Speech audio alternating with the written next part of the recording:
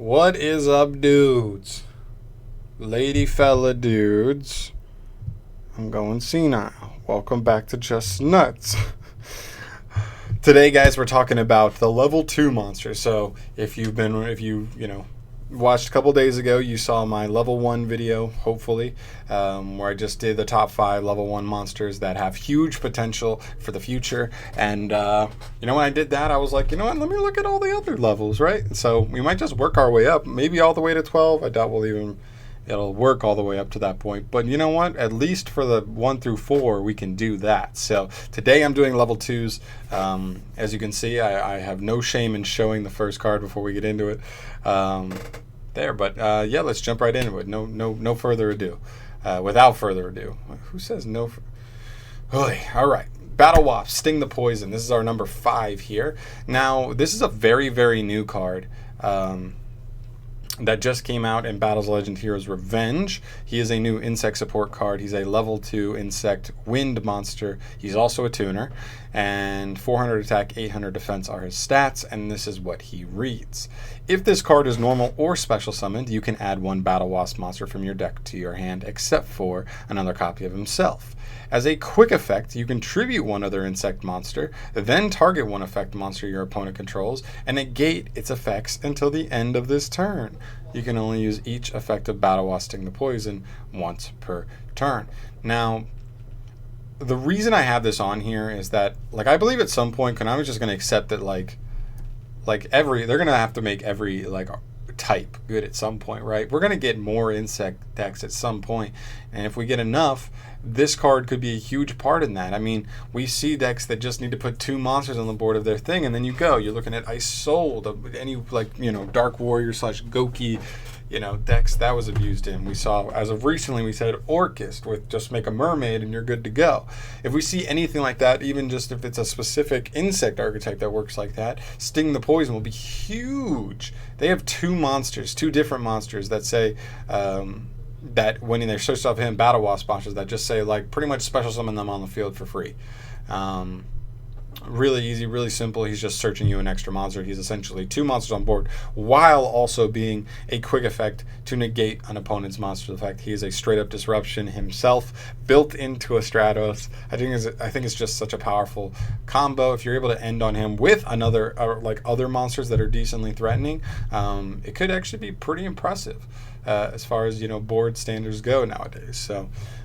Sting the Poison is number 5 for me. And also he's a tuner, so that could come up as well. Synchro plays and whatnot. But just keep an eye on him, all right? I think any future insect, dangerous cards, powerful cards could lend themselves to being abused with this guy. But keep an eye on him.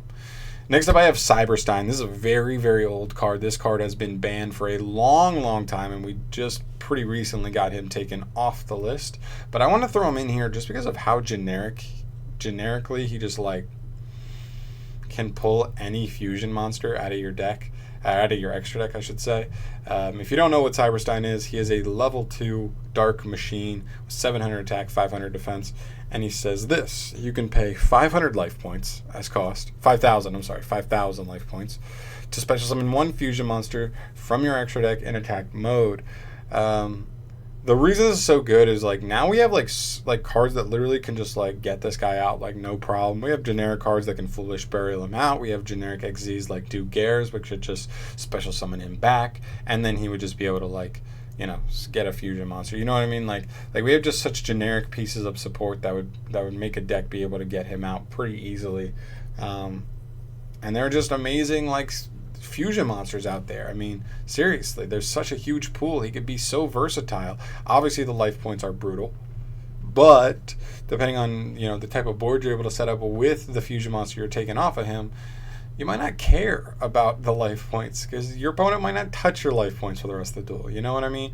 So just something to keep an eye on. I don't think he's crazy, but I do think we could see specific decks. I know people were worried about an FTK a little while back, but I think we had banless hits that fixed that, or just wasn't consistent enough. The Cyberstein FTK at the time. So just keep an eye on him. I think he could definitely pop up again. I just think he's too generically good pulling any fusion out of the extra deck that definitely got to keep an eye on him. Next up at number 3, I have Psy-Frame Gear Delta. So this is a weird one because obviously we talk so much about Gamma, right? Gamma this, Gamma that. How good is Gamma right now in the meta? He's always good. Like, hint, hint, he's always good as long as you're playing a going second deck.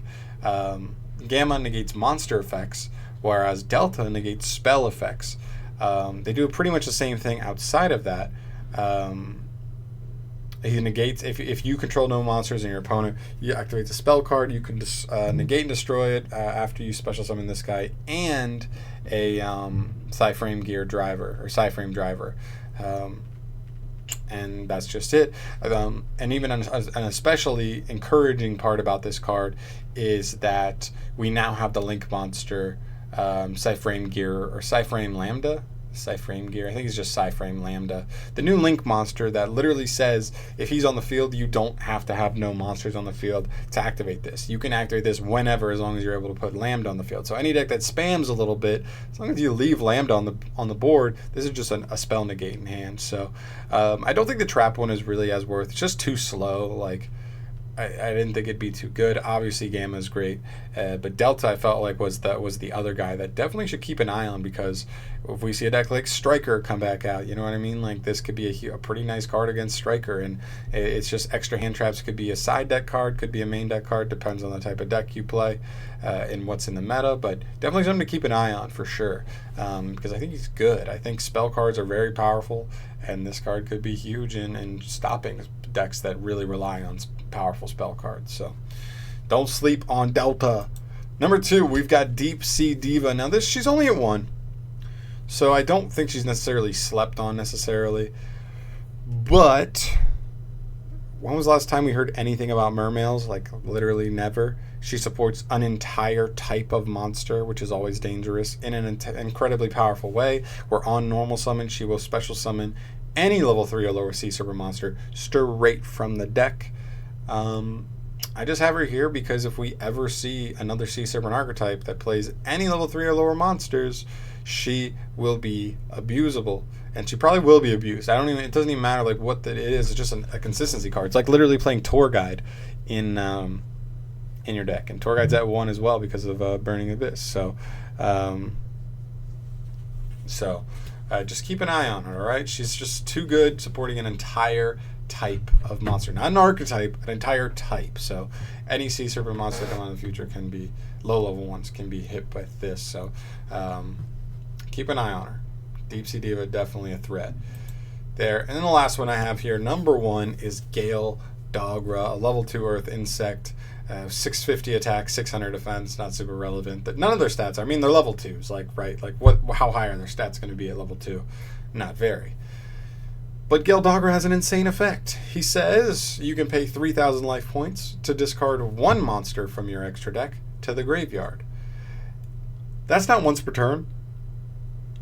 It's literally just based on life points. So literally just from start to you just do that twice. Because we have a card like Herald of the Arclight and what is it? Intis, the other fusion monster. Intis is just going to let you target and destroy a card, I believe, when she's sent to the graveyard. And Herald of the Arclight will let you search any ritual monster or ritual spell card from deck straight to your hands. So obviously you're only playing this in a ritual deck, but we've seen a good amount of Necros stuff be creeping off the ban list. We see the what is it? I can't remember what they're called. Talismandra and the pencil. What are they called? Oh my god, I'm blanking on what they're called. The newer archetype that's like monsters in the main deck that lets you like special themselves out and helps support ritual decks. I can't remember what they're called right now. Oh man, that's so aggravating. If you know, definitely throw it down below. I literally just cannot think of it right now. But Gale Dogra, with all the support, we've been getting like some low-key ritual support over the last couple of years, and all it takes is one deck, one powerful ritual deck to really break Gale Dogra wide open. We already have a couple people that believe in the power of Herald of Perfection. Just hit up 3 stacks. He'll let you know how powerful it is, and this is an easy 3 of in that deck for sure. And I just think it just has versatility on top of just consistency, which is like the dream. in a card. Like, that's literally the dream. Like, the three things you got are power, consistency, and versatility, and he's kind of got all three of those, honestly. So just a phenomenal card. He'll definitely get abused at some point. All it takes is one ritual deck to break him up, break him out, break him open, and get him rolling. And I think that's pretty much it, guys. Those are our 5 here. Gale Dogra, Deep Sea Diva, Cyframe Gear Delta, Cyberstein, and Battle Wasp Sting the Poison, guys. Let me know if you think I missed anything. Oh, there's a level 1. Let me know if there's anything in the level 2s that you think I specifically missed that you think has huge potential for the future but isn't really being abused too much at the moment. And that's pretty much it, guys. Thank you so much for watching. Stay tuned for the level 3 video, the level 3 top 5 level 3 monsters with huge potential, because that's coming up in a couple days. And yeah, I love you. Thanks for watching. Peace.